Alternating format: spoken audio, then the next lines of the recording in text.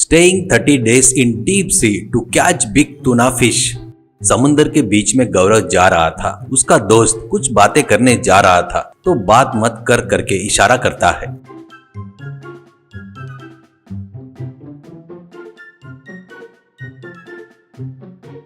उसके बाद उसके पास के गल को एक मछली को लगाकर उस गल के साथ समुद्र में फेंकता है। कुछ देर बाद एक बड़ी टूना फिश उसके गल में फंसती है। तुरंत उसको अपने गल से अपने बोट के पास खींचकर उसको पकड़कर अपने बोट में डालता है।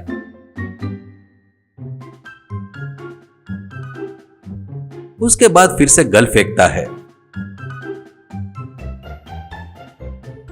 और फिर से एक बड़ा टूना फिश फंसती है।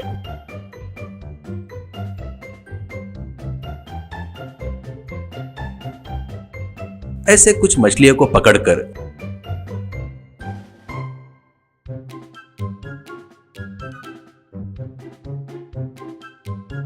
गौरव अपने दोस्त के साथ मिलकर वापस आ जाता है।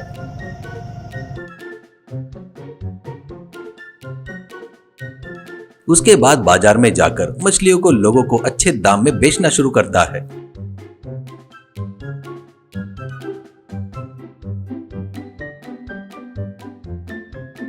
वो देखकर बाजू वाला मछुआरा शंकर, अरे भैया कुछ भी बोलो तो पकड़े सब मछलियाँ बढ़िया रहते भैया, तुमको ही मिलते हैं क्यों पता नहीं मुझको, ऐसा कहता है। गौरव, भैया मैं तुम्हारे जैसा ही हूँ, मैं कोई स्पेशल नहीं हूँ। क्या है तो मेरा समय अच्छा चल रहा है, कट रहा है। बेचारे बड़ी बड़ी मछलियाँ आकर मुझ पर दया कर रही है। शंकर, अरे वो नहीं भैया, तुझको कोई बात है पर छोड़ो यार। अरे भूल गया, कल बिजनेसमैन रक्षित आए थे, तुमको बहुत बार मिलने को बोले, क्यों नहीं जा रहे हो, ऐसा कहता है। गौरव, उतने बड़े आदमी से अपने को क्या काम रहता भैया, क्या है तो ऐसे चल रहा है। ठीक है, मैं घर के लिए निकलता हूँ, कुछ देर संगीत की प्रैक्टिस करना है, वैसे ही कुछ देर मुझे अपने बच्चों के साथ खेलना है। उसके बाद घर के आगे पेड़ के साथ कुछ देर बात करना है, नहीं तो ये सब लोग मुझे तारे दिखाएंगे भाई। कहकर कमाए हुए पैसों में से आधा अपने दोस्त को देकर चला गया।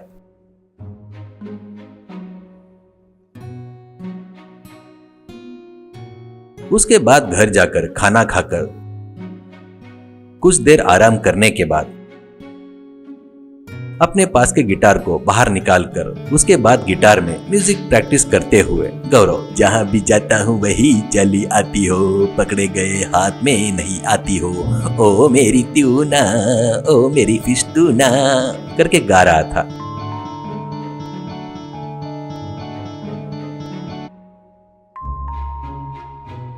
उसकी आवाज से उसकी पत्नी कान बंद करके वैसे ही उसको देख रही थी। उसको देखकर गौरव, क्यों ऐसे देख रही हो, स्टार्टिंग में सब लोग वैसे ही बजाते हैं, धीरे धीरे मैं भी म्यूजिक में एक्सपर्ट हो जाऊंगा, तब देखना तुम भी एक रोज गाना गाओ करके रिक्वेस्ट करोगी करके कहता है। भार्गवी, हाँ रिक्वेस्ट करूंगी। तो एक काम करो, पहले अच्छे से गाना सीख कर बाकी की प्रैक्टिस बाहर करो, उसके बाद सुनाना। अरे बाप रे, तुम्हारे गड़े देसी आवाज मैं सुन नहीं पा रही हूँ, कहकर अंदर चली गई।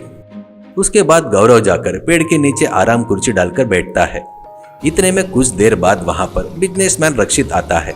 उसको देखकर गौरव एक कुर्सी मंगवा कर उसको बैठने को बोलता है। उसके बाद गौरव से रक्षित, देख गौरव, तेरा टैलेंट मुझे बहुत अच्छे से पता है, बराबर साइज का ट्यूना कहाँ मिलता है वो भी तुझे अच्छे से पता है, पर तू बहुत कम पकड़ रहा है यार। वही तू ज्यादा पकड़ा तो तेरी लाइफ बदल जाएगी। सिर्फ 30 दिन उस जगह पर रहकर पकड़े तो हमारे लोग वहाँ पर शिप में आकर उन फिश को लेकर जाते रहेंगे। ऐसे तू समुद्र में 8 बार 30 दिन के लिए समुद्र में रहे तो तेरी लाइफ मामूली नहीं रहेगी। गौरव, सर मैं अभी पकड़ रहे मछलियों से और उससे होने वाले कमाई से खुश हूँ, और 30 दिन क्यों सर, बेचारे को जीने दो, ऐसा कहता है। तो रक्षित, क्या खुश है रे तू, देख तू बगैर रेस्ट लिए ज्यादा समय देकर बहुत सारे मछलियाँ पकड़ा तो उन मछलियों से आने वाले पैसों से नाव खरीद सकता है, उसके बाद तेरा व्यापार बढ़कर शिप भी खरीद सकता है। वही तू ये पकड़े हुए मछलियों को विदेश में बेचा तो तेरा ऑफिस शहर में खोल सकता है, उसके बाद तेरा बहुत सारे फॉरेनर से परिचय बढ़ेंगे, तो अनगिनत पैसा कमा सकता है, ऐसा कहता है। गौरव, आपने बताया वो बहुत अच्छा है सर, और वो पैसा आने के बाद मैं क्या कर सकता हूँ सर बताओ,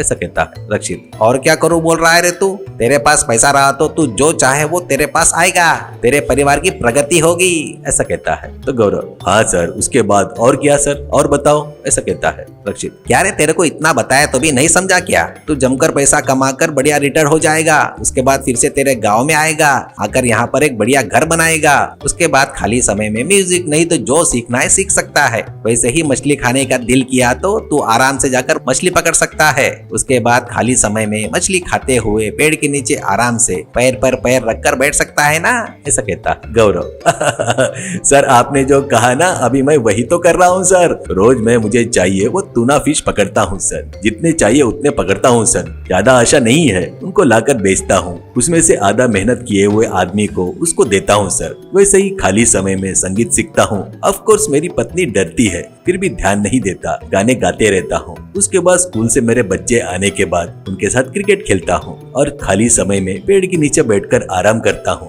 यहाँ पर पक्षी वगैरह सभी आते हैं पेड़ से और उनसे कुछ देर बात करता हूँ। इससे मुझे क्या समझ में आया बोले तो सर, अपन कितना भी दूर भागे तो भी फिर भी घूमकर वापस अपने घर पर ही आना पड़ता है ना, अपने गाँव में ही आना पड़ता है सर। मैं खुश हूँ सर, मुझे छोड़ दो सर और किसी को देख लो। ऐसा कहने से रक्षित को गुस्सा आकर जाने लगता है तो तब वहीं रहकर सब कुछ सुन रही भार्गवी, अरे रुकिए सर, ऐसा कहती है। रक्षित रुक जाता है।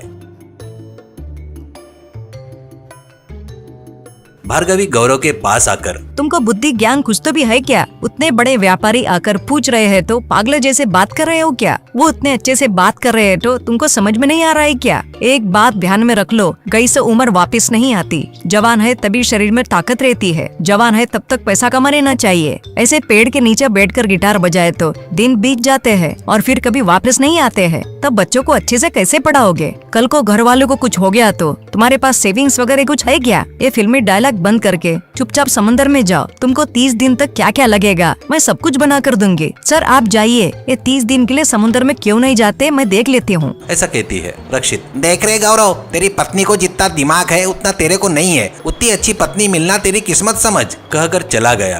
तब गौरव का ज्ञानोदय होता है। वो अगले दिन नाव में जरूरत का सामान लेकर समुद्र में जाता है। वहां वो 30 दिन रुककर मछलियां पकड़कर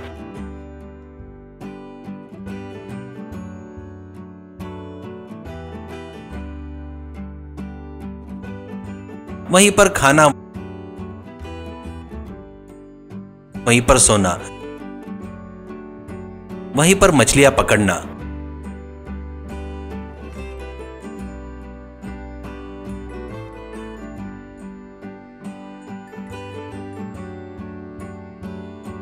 बोर हुआ तो गिटार बजाना करते रहता है। ऐसे 30 दिन गुजर जाते हैं।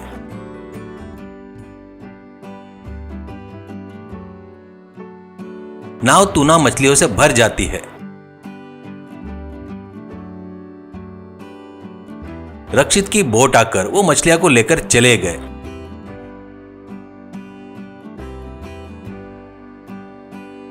बाद में गौरव पैसा लाकर पत्नी को देता है। वो बहुत खुश होती है।